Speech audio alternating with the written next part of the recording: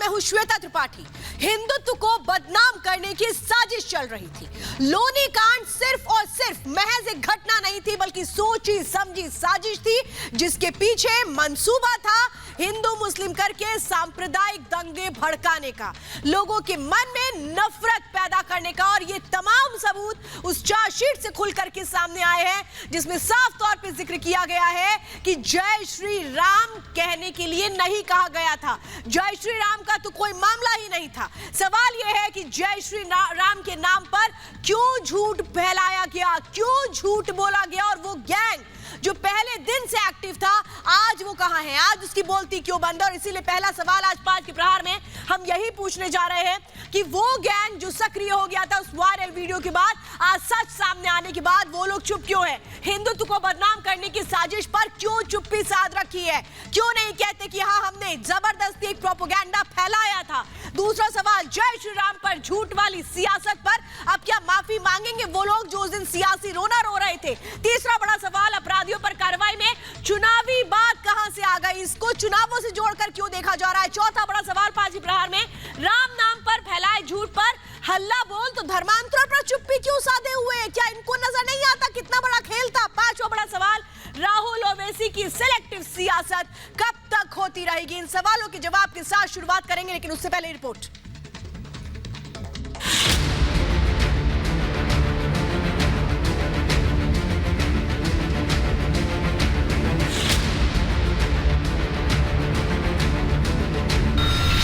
अपराधियों पर एक्शन में विपक्ष का चुनावी चश्मा। और अब इसको लेकर जो भी कार्रवाई चल रही है ये तो बहुत पहले ही हो जानी चाहिए थी, जो नहीं की गई। अधर्मियों पर प्रहार के लिए क्यों करें मुहूर्त का इंतजार? षड्यंत्रों का पर्दाफाश मुहूर्त देख करके नहीं होता है। धर्मांतरण के दलालों पर कार्रवाई, फिर चुनावों की बात क्यों आई? यूपी में माहौल बिगाड़ने की कोशिश कर रहे लोगों पर चुन चुन कर कार्रवाई हो रही है। धर्म को धुरी बनाकर देश विरोधी साजिश का षड्यंत्र रचने वालों के नकाब उतारे गए, जिस पर विपक्ष बौखला गया है। बौखलाने की वजह सियासी है। विपक्ष ने अधर्मियों पर कार्रवाई में चुनावी चश्मा चढ़ा लिया। हर कार्रवाई में जाति, मत, मजहब खोजने वाली जमात एक बार फिर सामने आ गई और धर्मांतरण के दलालों को बेपर्दा होते देख इसे चुनावी पलड़े में तौलने लगी। नफे नुकसान का पूरा आकलन सियासी नजर से कर डाला। एसपी और कांग्रेस के बाद मायावती ने भी धर्मांतरण मामले में कार्रवाई को चुनावी रंग दे दिया और पूछा कि जांच एजेंसियां अब तक क्या कर रही थी? इतने लंबे समय से अपने देश की खुफिया जांच एजेंसियां अभी तक क्या कर रही थी? और अब इसको लेकर जो भी कार्रवाई चल रही है ये तो बहुत पहले ही हो जानी चाहिए थी, जो नहीं की गई। 2 दिन पहले ही रिपब्लिक भारत पर सीएम योगी ने विपक्ष की सोच पर प्रहार किया। उन्होंने साफ कहा कि षड्यंत्रों के पर्दाफाश के लिए मुहूर्त नहीं देखा जाता। उन्होंने कहा कि राजनीति हमारे लिए सब कुछ नहीं है। षड्यंत्रों का पर्दाफाश मुहूर्त देख करके नहीं होता है। जब कोई भी षड्यंत्र सामने आता है उसका पर्दाफाश उसी समय किया जाना चाहिए, जिससे कि वह किसी भी प्रकार की राष्ट्रीय क्षति न करने पाए।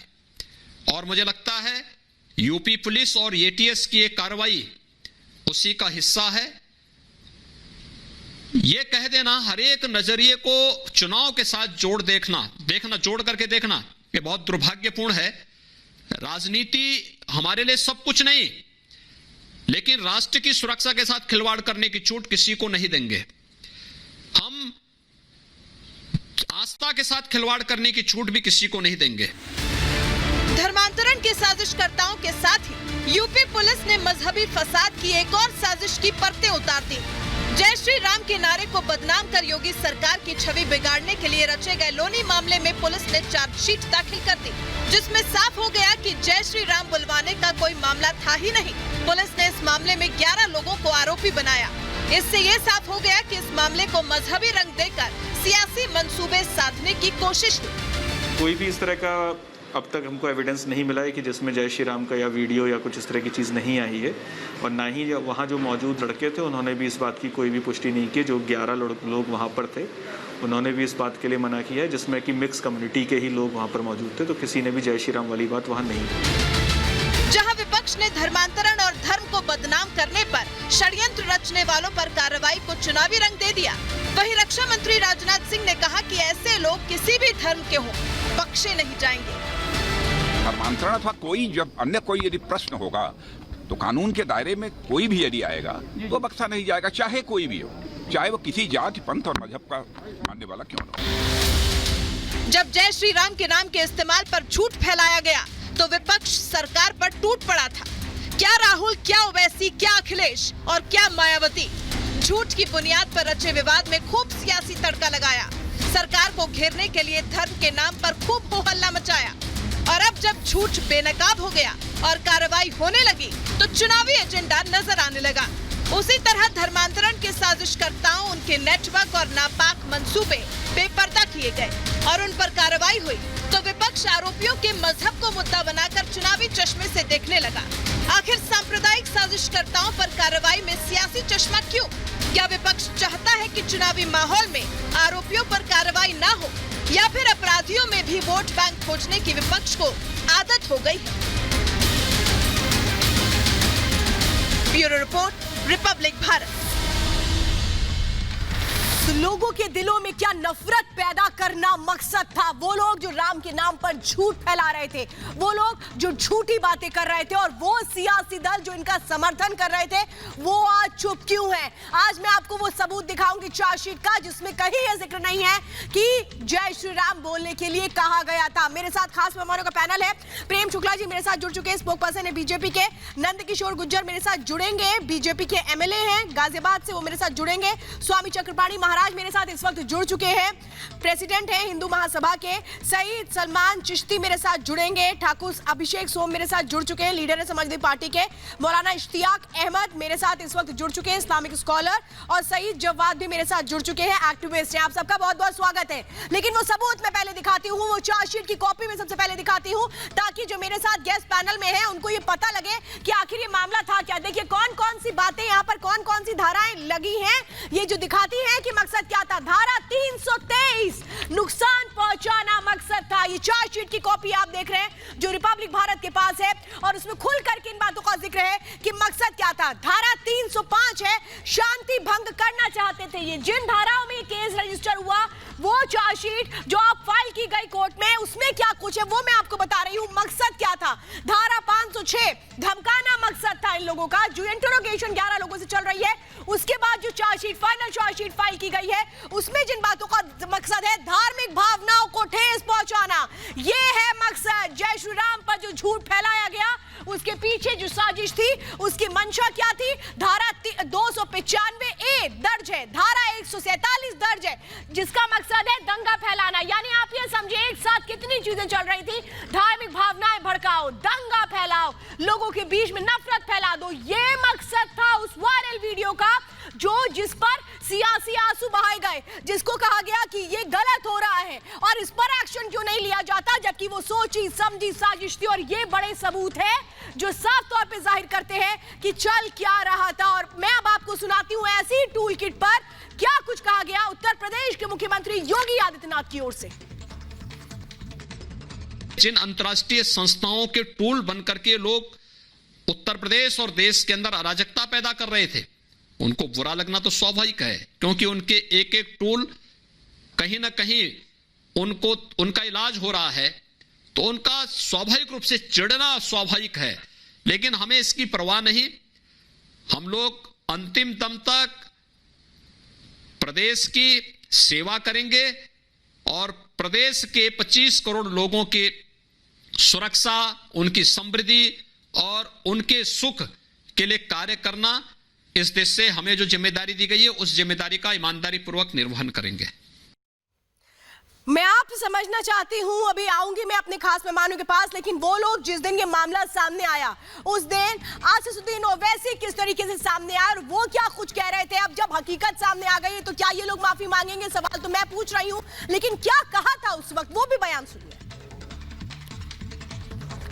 गाजियाबाद में जो वाकया हुआ, जिसमें एक 70 साल के अब्दुल समद सैफी को बुरी तरह मारा गया, पीटा गया और उनकी दाढ़ी को काट दिया गया। कौन है ये लोग? ये वही लोग हैं जो भारत के मुसलमानों में नफरत को पैदा कर दिए हैं। आज क्या मुसलमानों की कोई डिग्निटी नहीं है? इनको इंसान नहीं कह सकते, हैवान बन चुके। उनको मालूम कि जब ये करेंगे तो महापंचायत होगी, उनको बीजेपी और आरएसएस की तरफ से उनको पॉलिटिकल पावर मिलेगा। मैं इसका स्ट्रांग अल्फाज में कंडेम करता हूं और ये उसी वक्त रुकेगा जब बीजेपी और आरएसएस इसको रोकना चाहे। पर पूछती हूं कि क्या अब ओवैसी साहब माफी मांगेंगे कि यहां पर तो एक षड्यंत्र चल रहा था जिसको वो धार्मिक रंग देने की कोशिश कर रहे थे, जिसको वो ये बताने की कोशिश कर रहे थे कि जाति विशेष को टारगेट किया जा रहा है। अब जब चार्जशीट की कॉपी खुल करके सामने आ गई है तो क्या ये लोग माफी मांगेंगे जो खास मकसद के तहत किस तरह से राजनीतिक आंसू बहा रहे थे? और मैं इस वक्त डिबेट की शुरुआत करना चाहती हूं। मैं इस वक्त डिबेट चाहूंगी कि मौलाना इश्तियाक अहमद और चक्रपाणी महाराज को लीजिए। मौलाना इश्तियाक अहमद साहब, अब आप लोग क्या कहेंगे? अब तो खुल करके आ गया, दूध का दूध और पानी का पानी हो गया, अब क्या कहेंगे?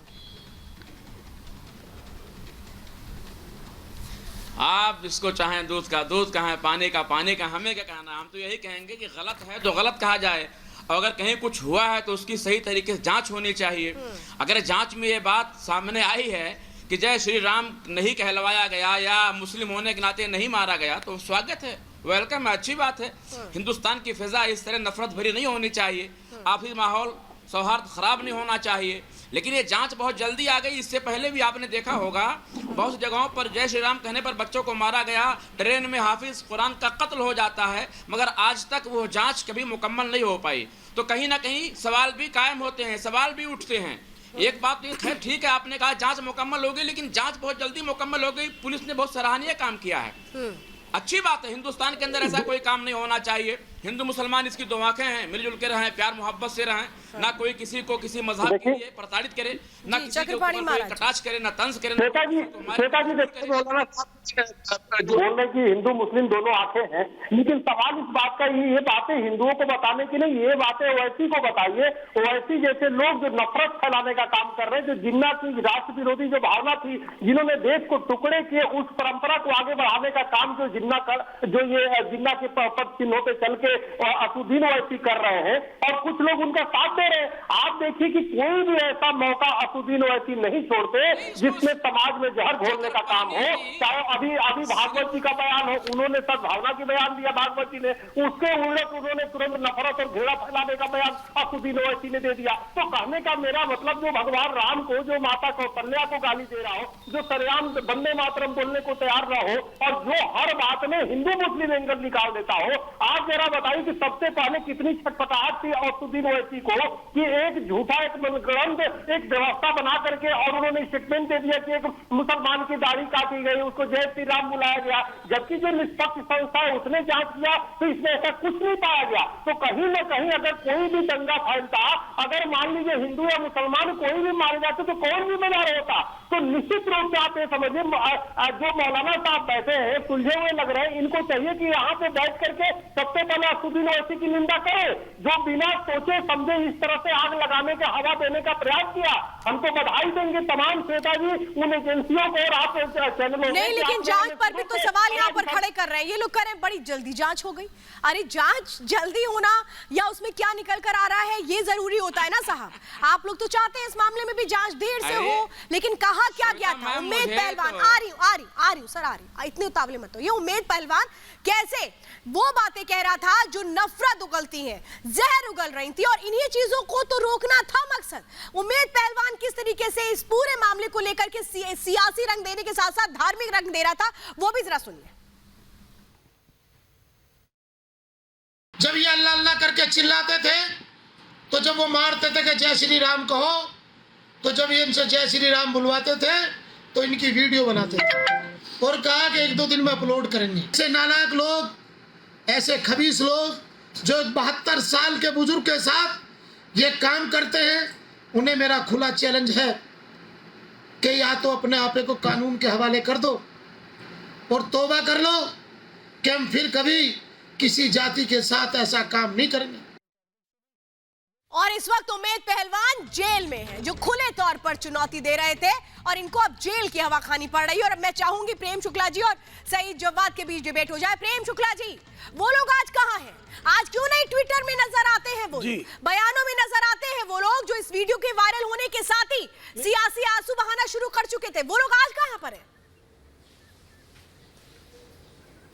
चूंकि श्वेता जी मामला बेनकाब हो गया, उनका इरादा बेनकाब हो गया। जो लोग चाहते थे कि उत्तर प्रदेश में चुनाव के ठीक पहले हिंदुओं और मुसलमानों के बीच में सांप्रदायिक ध्रुवीकरण हो और दंगे हो और उन दंगों का फायदा उठाकर अल्पसंख्यक समुदाय के मन में असुरक्षा का बोध उत्पन्न किया जाए और उसके वोट बैंक का सदुपयोग किया जाए, इस तरह का जो प्रयास करने वाली शक्तियां हैं वो चूंकि बेनकाब हो चुकी हैं। उनको इस ट्वीट को करने के पहले, इस पर किसी प्रकार की टिप्पणी करने के पहले मामले की पुष्टि तो कर लेनी चाहिए थी कि मामला असल में है क्या। उम्मेद पहलवान ने जिस तरह से समाजवादी पार्टी का कार्यकर्ता होने के नाते जिस तरह से वहां पर पूरी तरह से दंगा फैलाने का प्रयास किया, जिस तरह से धार्मिक विद्वेष फैलाने का प्रयास किया, उस धार्मिक विद्वेष के पीछे उसका कारण क्या था? ताकि समाजवादी पार्टी को मुस्लिम वोटों का ध्रुवीकरण करके समाजवादी पार्टी को लाभ पहुंचाया जा सके। तो इस तरह का लाभ किसको मिलता है इन सामाजिक ध्रुवीकरण से? अगर असदुद्दीन ओवैसी जो है बिना मामले की पुष्टि किए अगर वो कमेंट करना शुरू कर देते हैं तो इसके पीछे उनका उद्देश्य क्या है? इसके पीछे उनका उद्देश्य है कि मुसलमान समुदाय के लोग डरें, उनमें असुरक्षा का माहौल पैदा हो और उस असुरक्षा के माहौल का फायदा वो उठाएं। तो असुरक्षा का माहौल पैदा करने का प्रयास क्यों किया जा रहा है? ताकि अंतरराष्ट्रीय स्तर पर भारत की छवि को मलिन किया जा सके और इनका जो है वोट बैंक की जो लालच है फिर ये लोग लिप्सा पूरी हो। इन्हें ये तो अब कहना चाहिए ना कि हाँ उस वक्त हम कह रहे थे, लेकिन आज जब मामला सामने आ गया है तब भी हम ये बात कह रहे हैं कि गलत हो रहा था। कुछ लोग ऐसे थे जो धार्मिक भावनाओं को भड़काने की कोशिश कर रहे थे। वो इसलिए चुप है क्योंकि वो बेनकाब हो चुके हैं। अब उनके पास असल में तो उनको तौबा करनी चाहिए, उनको माफी मांगनी चाहिए, लेकिन माफी मांगना जो है उनके चरित्र में नहीं है। जो गलती से जो निर्दोष व्यक्ति गलती करता है वो निर्दोष व्यक्ति अपनी गलती के लिए माफी मांग लेता है, लेकिन जो षड्यंत्र पूर्वक एक जानबूझकर आपराधिक दृष्टि से दुष्प्रचार करता है वो जब मामला बेपर्दा हो जाता है तो माफी मांगने में भी उसको शर्म आती है। बिल्कुल सर, आप यही बात कह रहे हैं और यही तो मैं नहीं समझ पा रही हूँ ना। हर चीज सियासी नफे नुकसान के हिसाब से तय करो और उसमें अगर धार्मिक भावनाएं आहत होती है तो उनसे कोई मतलब मत रखो। यही तो हो रहा है और हो क्या रहा है? बोलिए सईद जवाद, आप बोलना चाह रहे हैं कुछ, बोलिए।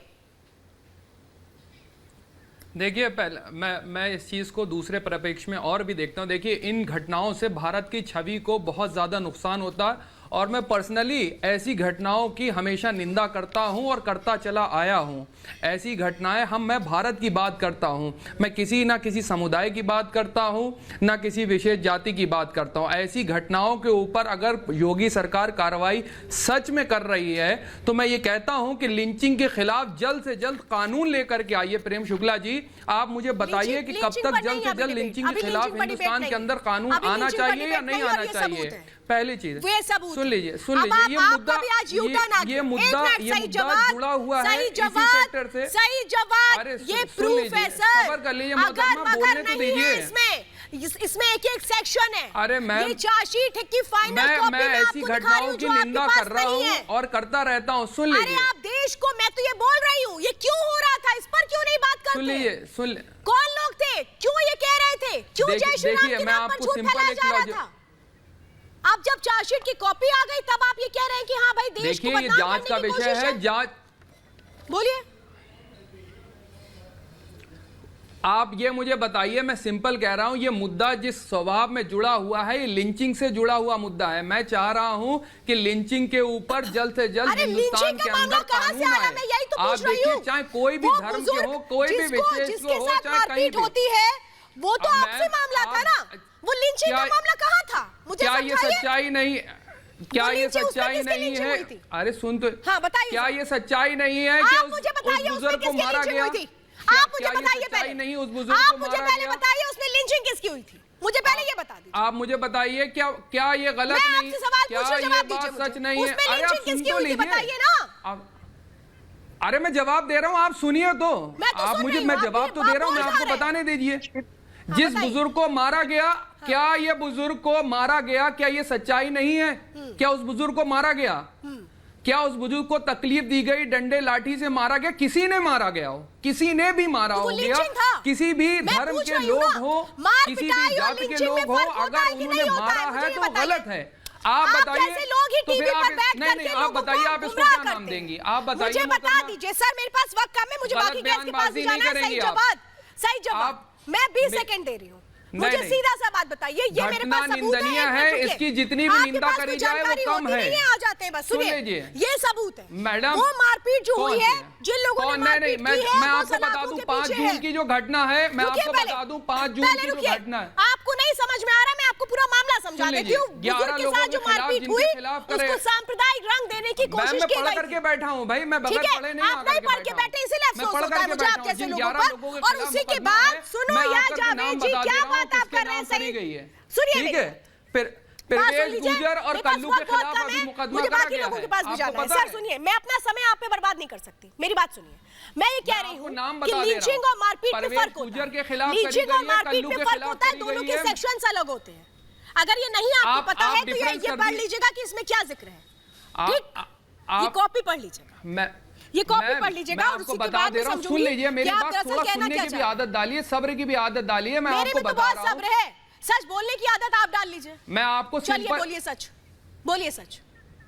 नहीं मैम, मैं मूल्य की आदत है, बगैर पढ़ लिख करके नहीं आता। मैं बता रहा हूं परवेज गुजर और कल्लू के खिलाफ जिस हिसाब से मुकदमा दर्ज करा गया और प्लस 11 लोगों के खिलाफ जो है मुकदमा इस केस में दर्ज करा गया है और इसके खिलाफ जो है उन्होंने गंभीर धाराएं लगाई हैं, ये मैं इसको गलत नहीं, स्वागत योग है कि आप कार्रवाई करिए और तुरंत कार्रवाई करिए। लेकिन इससे पहले भी हमने देखा है जहां जहां सरकार के मंत्री जा करके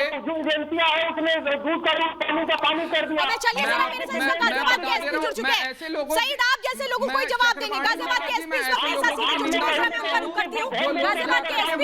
जवाब देंगे और इनसे पूछेंगे कि आखिर वहां पर जो कुछ हुआ, जय श्री राम को लेकर जो इन्वेस्टिगेशन की गई, पूरे मामले को लेकर जो इन्वेस्टिगेशन की गई, उसमें क्या कुछ कहना है। इस वक्त गाजियाबाद के एसपी मेरे साथ सीधे जुड़ चुके हैं। सर बहुत बहुत स्वागत है आपका।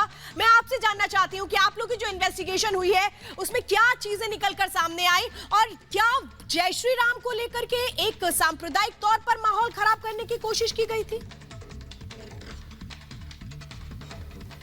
कोई भी इस तरह का अब तक हमको एविडेंस नहीं मिला है कि जिसमें जय श्री राम का या वीडियो या कुछ इस तरह की चीज़ नहीं आई है। और ना ही वहाँ जो मौजूद लड़के थे उन्होंने भी इस बात की कोई भी पुष्टि नहीं की। जो 11 लोग वहाँ पर थे उन्होंने भी इस बात के लिए मना किया है जिसमें कि मिक्स कम्युनिटी के ही लोग वहाँ पर मौजूद थे, तो किसी ने भी जय श्री राम वाली बात वहाँ नहीं बोली।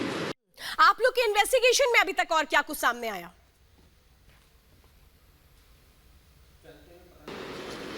जी हाँ, इसमें कई सारी चीज़ें इस तरह की पूरे केस में हुई जो कि फैक्ट्स छुपाए गए और कहीं ना कहीं चीज़ें जो उम्मेद पहलवान के द्वारा की गई वो पूरी तरह से इस बात की आशंका जाहिर करती हैं। जिस तरह से उन्होंने फेसबुक लाइव किया और फेसबुक लाइव में कुछ इस तरह की भ्रामक बातें रखी और उसके बाद कुछ इस तरह के शब्द और सेंटेंसेस यूज़ किए जिससे कि धार्मिक भावना आहत हो सकती थी। तो इसीलिए हम लोगों ने उम्मेद पहलवान के विरुद्ध कठोर कार्रवाई की है, NSA लगाया है। तो ऑब्वियसली इनकी चीज़ें माहौल ख़राब कर सकती थी, इस कारण से हमने ये पूरी कार्रवाई इसमें की है। चिश्ती जी, यहाँ पर खुद एसपी जो इस पूरे मामले को लेकर के इस वक्त छानबीन कर रहे हैं वो कह रहे हैं कि धार्मिक भावनाओं को आहत करना मकसद था, तो ऐसे लोगों पर तो बहुत सख्ती के साथ एक्शन होना चाहिए। उनकी निंदा की जानी बिल्कुल बहुत जरूरी है ये। जिस तरीके से अभी ये फैक्ट सामने आए हैं और जब ये मामला बना तो एक बहुत ही अग्रेसिव तरीके से सोशल मीडिया के ऊपर ये शेयर की गई तस्वीरें, जो मसले बने, हालांकि जो बुजुर्ग के साथ वो उसको कंडेम करते हैं और सबको कंडेम करना चाहिए। अब जब सामने ये बात आई है पुलिस इन्वेस्टिगेशन के तहत या जो भी मामले बने कि किसी शख्स ने इसको कम्युनल वायलेंस को सामने रखते हुए या जो भी उनकी पर्सनल एक मंशा जो थी उसको रखते हुए अगर इसको भड़काया तो पुलिस अपनी कार्रवाई कर रही है। इसमें फैक्ट्स आपके सामने आने चाहिए और जहां तक उस बुजुर्ग के साथ जो जुल्म हुआ उसको भी कंडेम करना चाहिए। और जितने भी लोग, झूठ क्यों फैलाया गया सर? आपको क्या लगता है झूठ क्यों फैलाया गया? देखिए, इसको पॉलिटिकल कह लें आप या अपना वेस्टेड इंटरेस्ट कह लें, जो भी कोई ना कोई पर्सनल इंटरेस्ट की वजह से किसी एक बुजुर्ग को आप निशाना बना के उसकी एक परेशानी को, उसकी एक इतनी उनकी जो इज्जत उतारी गई, उनको मारा गया, उसको आपने एक निशाना बना के अपने पर्सनल वेस्टेड इंटरेस्ट को सामने रखते हुए मेरे ख्याल से पूरे देश में ये चीज फैलाई जिस एग्रेसिव तरीके से, वो बिल्कुल ही कंडेमनेबल है और उसको कंडेम करना चाहिए। सोशल मीडिया को भी इस तरीके से रिस्ट्रिक्शन और वो एक तौर तरीका रखना चाहिए कि ऐसी जो गलत, जो फेक न्यूज है उसको इस तरीके से फैलाया ना जा सके। लेकिन आज तो मैं ऐसी कोई आवाज नहीं सुन रही हूँ। आज तो मैं ऐसी अभिषेक सोमजी, आज मैं कोई ऐसी आवाज नहीं सुन रही हूँ जो ये कह रहा हो कि हाँ ये जो एक्शन उठाया गया ये सही है। चार्जशीट में जिन बातों का जिक्र है हाँ ये सही है और इन बातों को लेकर के आगे ऐसा ना हो इसकी कोशिशें होनी चाहिए। आज ना एक भी ट्वीट है ना एक बयान है, क्यों? देखिए श्वेता जी, सबसे बड़े दुर्भाग्य की बात है कि कोई अगर व्यक्ति किसी अन्याय के खिलाफ आवाज़ उठाता है उसको NSA लगा के उसको जेल में डाल दिया जाता है। मैं तो बहुत निंदा करता हूँ। और रही प्रशासन की, प्रशासन तो भाजपा के एक कार्यकर्ता के रूप में कार्य कर रहे हैं। ये आपने देखा होगा जिला पंचायत के चुनाव में किस तरह का तांडव मचाया है उत्तर प्रदेश के प्रशासन ने। तो कहीं ना कहीं ये एक तरफा कार्रवाई है। मैं तो कहूँगा मुजफ्फरनगर दंगे के जो आरोपी हैं उनके सरकार ने मुकदमे वापस ले लिए, उसमें भी चार्जशीट दाखिल कर देनी चाहिए। प्रेम शुक्ला जी को कहीं जाना है, इसलिए मुझे जरा एक मौका ही दीजिए जरा सोम साहब। ये जो कॉपी है ये चार्जशीट, इसे कहते हैं चार्जशीट। इस पूरे केस में जो फाइनल चार्जशीट हुई है वो ये है, ठीक? और उसके सेक्शंस भी मैंने अभी आपको बता दिए। तो इसमें किसके साथ अन्याय हो रहा है जरा मुझे बताइए। वो लोग जो धार्मिक भावनाएं सुलगाना चाह रहे थे उनके साथ अन्याय हो रहा है जांच करके, ये आप कहना चाह रहे हैं? देखिए आप लोगों को लगता है कि वो धार्मिक भावनाओं को भड़काना चाहते थे। मैं तो कहूंगा वो एक अत्याचार के खिलाफ आवाज उठा रहे थे। फर्क इतना है। और इसकी अगर मैं तो कहूंगा जुडिशियल इंक्वायरी हो जानी चाहिए। दूध का दूध, पानी का पानी हो जाएगा। वो लोग कौन थे, किन लोगों का उनको संरक्षण प्राप्त था? हो सकता है वो भाजपा के कार्यकर्ता हो, किसी मंत्री के, किसी के शागिर्द हो। तो अगर इनको चार्जशीट लगानी है तो मुजफ्फरनगर दंगे के आरोपियों के खिलाफ लगानी चाहिए। काल्पनिक प्रश्नों का जो भाजपा के सांसद है, विधायक है, वृथा प्रलाप का कोई उत्तर नहीं हो सकता। देखिए उसमें जो है जिन लोगों ने मारपीट की उनके खिलाफ गैंगस्टर के तहत कार्रवाई हुई और जिन लोगों ने अफवाहें फैलाई उनके खिलाफ NSA लगा। उस बुजुर्ग के साथ मारपीट हुई, भले वो ताबीज बेचने के कारण मारपीट हुई, लेकिन मारपीट करने वालों के खिलाफ गैंगस्टर जैसी कड़ी कार्रवाई हुई है, गैंगस्टर में कार्रवाई की गई है। लेकिन जिन लोगों ने अफवाहें फैलाई, उमेद पहलवान जैसे अफवाहें फैलाने वालों के खिलाफ, दंगे कराने का इरादा पालने वालों के खिलाफ, धार्मिक विद्वेष फैलाने वालों के खिलाफ भी कार्रवाई करना राज्य का दायित्व है। और उस दायित्व का निर्वाह भलीभांत आदरणीय योगी आदित्यनाथ की सरकार ने किया है। इसलिए दूध का दूध और पानी का पानी हुआ है। कोई अपराधी, चाहे वो मारपीट करने वाले अपराधी हो, न वो बचेंगे, न वो अपराधी बचेंगे जो अफवाहें फैलाकर, जाति विद्वेष फैलाकर, धार्मिक ध्रुवीकरण करके दंगे फैलाना चाहेंगे। ऐसे षड्यंत्रकारी अपराधियों को भी उत्तर प्रदेश की पुलिस नहीं बख्शेगी। बहुत स्पष्ट संदेश है, न्याय के तकाजे पर पूरी तरह से खरा उतरने वाली कार्रवाई है। इसके बावजूद जो लोग अफवाह गिरोह के साथ हैं, जो लोग चाहते हैं कि इस देश में धार्मिक विद्वेष हो, जो चाहते हैं अल्पसंख्यकों को भयभीत किया जाए, समुदाय विशेष के मन में जो है असुरक्षा का बोध पैदा किया जाए, ऐसे असुरक्षा के डर के कारोबारियों के लिए भी यह सीख है कि अगर वो डर का कारोबार करेंगे तो डर का कारोबार करने वालों को भी अपराधियों की तरह उनके खिलाफ भी कार्रवाई होगी। उमेद पहलवान के खिलाफ कार्रवाई इस बात का संकेत है कि आप अफवाहें फैलाने के गिरोहबाजी से बचने का काम करें, वरना जेल जाने की तैयारी रखें। चीज और बता दीजिए प्रेम शुक्ला जी, मुझे एक चीज बता दी। हाँ, यही गाजियाबाद के अंदर एक यशी सरितवती नाम का एक बंदा है जो धार्मिक भावनाएं भड़का रहा है, उसके खिलाफ कार्रवाई कब होगी? वो सोशल मीडिया पे रोज भड़काऊ भाषण आकर के देता है, उसकी हत्या करने वालों के खिलाफ कार्रवाई हो गई। यसी नरसिम्हानंद के FIR किए गए हैं, कार्रवाई होगी, लेकिन उनकी हत्या का प्रयास करने वाले आतंकवादियों के खिलाफ कार्रवाई हो गई है। यति नरसिम्हानंद जैसे संत की हत्या करने का प्रयास करने वाले आपराधिक आतंकवादियों के खिलाफ कार्रवाई हुई है। धर्मांतरण करने वालों के खिलाफ कार्रवाई हुई है ना। यति नरसिंहानंद की हत्या का प्रयास करने वाले आपराधिक जिहादी जो है, जिन जिहादी तत्वों ने यति नरसिंहानंद की हत्या करने के लिए हिंदू वेश धारण करने का वो अपराधी पकड़े जा चुके हैं, वो यूएपीए में जा चुके हैं, उनको जो फंडिंग करते थे वो फंडिंग करने वाले भी गिरफ्तार होंगे। जो भी अपराधी है जो यति नरसिंहानंद की हत्या करने का जिहादी प्रयास कर रहे थे, ऐसे जिहादियों को भी जेल में ठोका जा चुका है, और जो कोई यति नरसिंहानंद की हत्या का प्रयास करेगा उसको फिर जेल भेजा जाएगा, क्योंकि अपराध मैं ये कहूंगी सही जवाब प्रेम शुक्ला जी, मैं तो ये कह रही हूँ सही जवाब जी, ऐसे कोई भी शख्स जिस पर आपको संशय हो, जिस पर आपको शक हो, आप पुलिस में शिकायत दर्ज करवाइए। एक मिनट, सही जवाब, मैं आपसे एक बात बहुत सीधे से पूछ रही हूँ, और इस वक्त मेरे साथ नंद किशोर गुर्जर भी जुड़ चुके हैं, मैं नंद किशोर जी के पास भी जाऊंगी। सही जी, मैं कह रही हूँ मुझे अपनी आवाज मत बार तेज करने की कोशिश करने दिया करिए प्लीज। मैं आपसे पूछ रही हूँ सर, आपने एफआईआर दर्ज करवाई? आपने एफआईआर दर्ज करवाई? आपने एफआईआर दर्ज करवाई? पुलिस में आपने शिकायत दर्ज करवाई?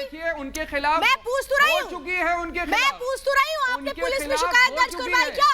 वो क्या अलग जलग, अरे भाई पूछ तो रहे हैं, और क्या कैसे पूछा जाए? काफी लोगों ने उनके खिलाफ नहीं, मैं काफी नहीं, do you have any evidence?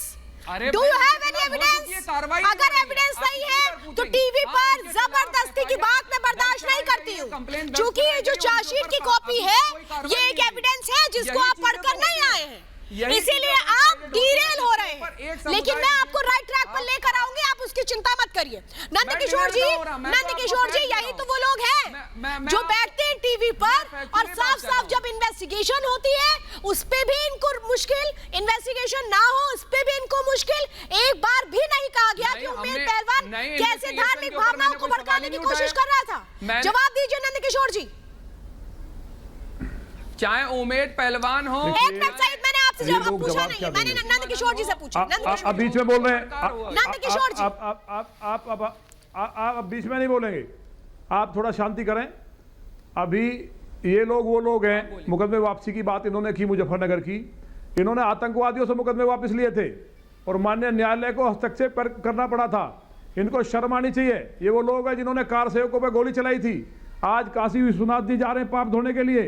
Mahadev इनके तीसरे नेत्र खोल करके इनकी पूरी पार्टी को समाप्त करने वाले हैं। लौनी के अंदर जो उम्मेद पहलवान के द्वारा किया गया, राहुल गांधी ओवैसी के द्वारा किया गया, सरकार ने कठोर कार्रवाई की है और ना किसी हिंदू को ना मुसलमान को कोई भेदभाव ना करते हुए जेल में भेजा गया है। इससे बढ़िया कार्रवाई नहीं हो सकती। लेकिन ऐसे लोग जो अब ये क्वेश्चन उठा रहे हैं कि उम्मेद पहलवान अन्याय के खिलाफ आवाज उठाता था, उस बुजुर्ग ने साफ कहा कि पुलिस ने बहुत शानदार कार्रवाई की है। इसके बावजूद उम्मेद पहलवान ने बुलंदशहर में जाकर के इनके पार्टी के नेता इकट्ठे हुए और षड्यंत्र किया और वहां कहलवाया गया कि मुझसे जय श्री राम बुलवाया, जबकि वो जो बुजुर्ग है वो बुजुर्ग पूरी तरह से, मैं कहूँगा कि मौलवी नहीं है, वो बहुत दुष्ट व्यक्ति है, उसको भी गिरफ्तार करना चाहिए। उसने यहाँ कहा पुलिस ने अच्छा काम किया है और वहाँ जाकर के बयान बदला है, उसके बेटे को भी। और मुझे उम्मीद है कि गाजियाबाद पुलिस बहुत कठोर कार्रवाई करेगी, ना तो मौलवी बचने वाला है और जो दूसरे लोग इसके इर्द गिर्द है वो भी बचने वाले नहीं हैं। उत्तर प्रदेश की सरकार ने माननीय योगी जी के नेतृत्व में इतने बड़े दंगे को टालने का काम किया है। इसके पीछे बहुत बड़ा षड्यंत्र था। तमाम जो विपक्षी दल हैं, राहुल गांधी से लेकर के ओवैसी और समाजवादी पार्टी के लोग, क्योंकि उम्मेद पहलवान समाजवादी पार्टी के जीडीओ बोर्ड के मेंबर और युवजन सभा के प्रदेश सचिव रहे हैं, और उसके बावजूद इन लोगों ने उसका सपोर्ट किया है, तो पूरा प्रदेश देख रहा है और ये बिल्कुल समाप्त होने वाले लोग हैं। बिल्कुल। बोलिए मौलाना इश्तियाक अहमद, मौलाना इश्तियाक अहमद, आप कुछ कहना चाह रहे हैं, बोलिए।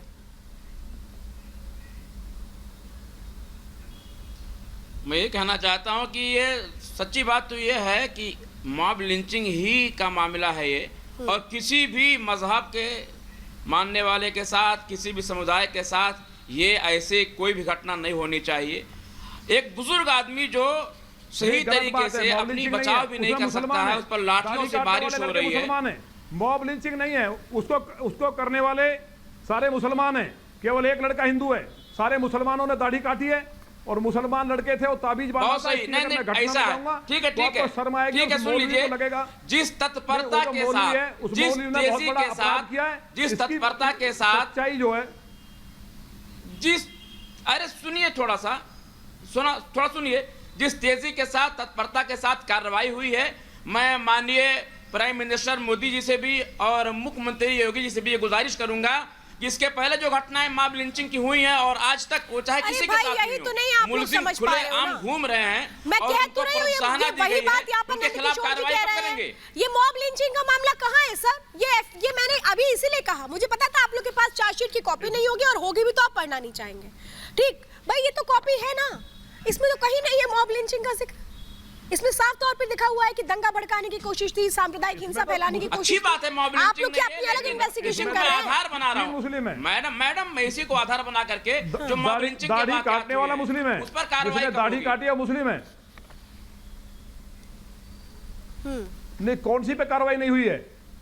सारे पे कार्रवाई होती है। हिंदू मुस्लिम चक्रपाणी महाराज को भी कुछ कहना है। चक्रपाणी महाराज जी, मुझे बताइए ना, आप इसको मॉब लिंचिंग से जोड़ करके ये लोग कोशिश कर रहे हैं, मुझे तो लगता है कहीं कोरोना से भी ना जोड़ दें, उसमें भी शक नहीं होगा। मौलाना साहब को अपनी आंख से ये चश्मा हटा करके साफ नजरों से देखना चाहिए, और देखेंगे तो पता चल जाएगा कि उस जो बुजुर्ग को मारा गया, उस मुसलमानों ने ही मार के देश में दंगे फैलाने की कुचक्र चलाई, जो कट्टरपंथी लोग थे, जो देश में अशांति चाहते हैं, वैसी जैसे लोग चक्रपाणी महाराज, आप इतने बड़े धर्म गुरु हो करके, आप इतने बड़े धर्म गुरु हो करके आप ऐसी अगर बात करते हैं तो बड़ा हास्यास्पद लगता है। आपके लिए तो कोई धर्म, कोई विशेष होना नहीं चाहिए, आपको तो इंसानियत के चश्मे से देखना चाहिए इस बात को। मैं इस बात को कह रहा हूँ, अभी राजनाथ सिंह का बयान है, मैं उस बयान को कोट कर रहा हूँ, चाहे वो किसी धर्म के हो, विशेष के हो, जाति के हो, कोई भी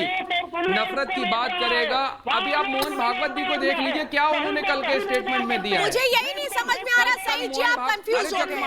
चक्रपाणी महाराज जी, एक मिनट चक्रपाणी महाराज जी, एक मिनट। सईद जवाद, मैं इतनी देर से आपसे कह रही हूँ, आपने कल मोहन भागवत जी का स्टेटमेंट सुना नहीं सुना? मैंने अभी आपसे कहा ना, ये डिबेट मोहन भागवत जी पर नहीं है आज, ठीक ना, ये लिंचिंग पर है। आप लिंचिंग मोहन भागवत पढ़ करके बैठे हैं, और इसीलिए मैं जो आपसे सवाल कर रही हूँ उसका जवाब आप मुझे सही से दे नहीं पा रहे हैं। नंद किशोर गुर्जर जी, मैं आपसे समझना चाहती हूँ, आप गाजियाबाद के, आपने बहुत सारी चीजें देखी क्लोजली, और आपने FIR भी दर्ज कराई उन लोगों के खिलाफ जो गलत तरह के स्टेटमेंट दे रहे थे। मैं कहूंगी जरा जवाब दीजिए सईद जी को, और उसके बाद मैं अभिषेक सोम के पास आऊंगी। जवाब दीजिए इन लोगों को जो सच बोलना भी नहीं चाहते, सुनना भी नहीं चाहते। देखिए, सच्चाई ये है, नहीं सच्चाई ये है, ये भी जानते हैं कि वो केवल मौलवी ने ताबीज़ दिया था, जो परवेज है उसकी पत्नी को, अब इससे जो है घर में पैसा आ जाएगा, उससे पैसे ले लिए। इसी तरह से जो दाऊद और दूसरे जो मुस्लिम हैं, उनसे एक लड़की के लिए, एक हिंदू लड़की थी, उसके लिए ताबीज़ बनाया था। दोनों जगह, एक जगह पिटाई हुई और दूसरी जगह वो मिसकैरेज बच्चा हुआ। कहानी तो ये है, जो मारपीट की है तो मुसलमानों ने उसकी दाढ़ी काट ली। अब इसमें कहाँ से मॉब लिंचिंग है? मॉब लिंचिंग उसे कहते हैं कि दादरी में शेरू भाटी को खींच करके मारा गया मुसलमानों के द्वारा, और उससे पहले अखलाक के लिए अखिलेश जी से लेकर केजरीवाल सारे गए। उस शेरू भाटी के लिए कोई सी पार्टी का नेता मुंह दिखाना नहीं गया। दिल्ली में ध्रुव त्यागी से लेकर तमाम बच्चे, केजरीवाल नहीं जाता है। तो ये जो सब चीजें, अभिषेक सोम जवाब दीजिए। पूरा देश देख रहा है, चेहरा साफ हो चुका है। सही जवाब आपसे सारे के सारे लोग केवल इतना कहूंगा कि अगर किसी के साथ भी कोई जबरन धर्मांतरण किया जा रहा है, जबरन कोई मॉब लिंचिंग की जा रही है, जबरन उसके साथ कोई अत्याचार किया जा रहा है, चाहे वो हिंदू है या चाहे मुसलमान है, पर सरकार को निष्पक्षता से काम करना चाहिए। अगर नरसिंहानंद जैसे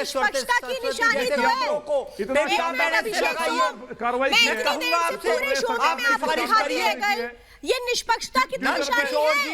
अत्याचार हुआ, लड़ाई हुई, तो उस पर क्यों दर्ज हुआ? सरस्वती गुंडे को उस पर भी आप ऐसे लगाइए। अभिषेक सोम, अगर किसी अत्याचार के अभिषेक सोम, 10 बार अत्याचार को बोलने से फायदा नहीं है। अत्याचार पर एक्शन हुआ है, उसके बारे में बोलिए। अभिषेक सोम, मेरे पास वक्त की कमी है, मैं आप सभी से कहूंगी कि कम से कम अगर अब इस मामले में इन्वेस्टिगेशन हुई है तो इसको जबरदस्ती मॉब लिंचिंग से मत जोड़िए। और मैं तो ये मानती थी कि शायद अच्छा हुआ कुछ लोगों ने कोरोना नहीं बोल दिया, कि कोरोना की वजह से अपनी जिम्मेदारी से बचने की कोशिश हो रही है। मुझे तो ऐसा लग रहा था कि कोई यही ना बोल दे।